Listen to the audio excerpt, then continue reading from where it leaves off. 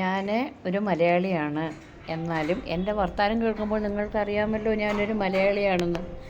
ഇപ്പോൾ ഞാൻ കേരളത്തിൽ വന്നിട്ടുണ്ടായിരുന്നു. കേരളത്തിൽ വന്നപ്പോൾ എൻ്റെ കുടുംബ വീട്ടിൽ ഞാൻ പോയപ്പോൾ സത്യത്തിൽ ഒരുപാട് പഴയകാല സ്മരണകൾ എൻ്റെ ജീവിതത്തിലേക്ക് ഓടി വന്നു.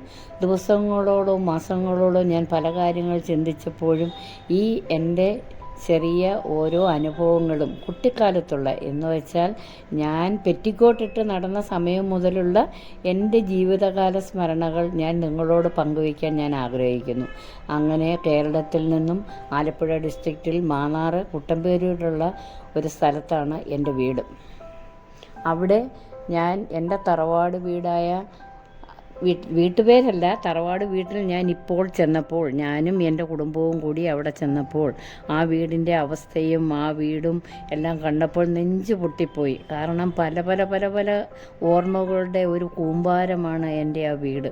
അന്ന് ഞാൻ പെറ്റിക്കോട്ടിട്ട സമയം മുതൽ 10-20 വർഷം വരെ ആ വീട്ടിൽ നിലച്ചു വളർന്ന എൻ്റെ ഓർമ്മകളിൽ ഞാൻ നിങ്ങളെ കൂടി കൂട്ടിക്കൊണ്ടു പോകാൻ ആഗ്രഹിക്കുന്നു.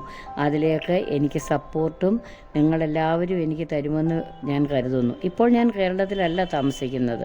എന്നാലും എൻ്റെ കേരളത്തിലെ ജീവിത കഥകളിൽ നിങ്ങൾ എന്നോടൊപ്പം ഉണ്ടാകണമെന്നും അതിലെനിക്ക് നിങ്ങളുടെ അഭിപ്രായങ്ങളും ആശീർവാദങ്ങളും എല്ലാം എന്നോടൊപ്പം ഉണ്ടാകുമെന്ന് ഞാൻ വിശ്വസിച്ചിട്ട് ഓരോ ദിവസവും ഞാൻ ഓരോ വീഡിയോ ഞാൻ ചെയ്യുന്നതാണ്.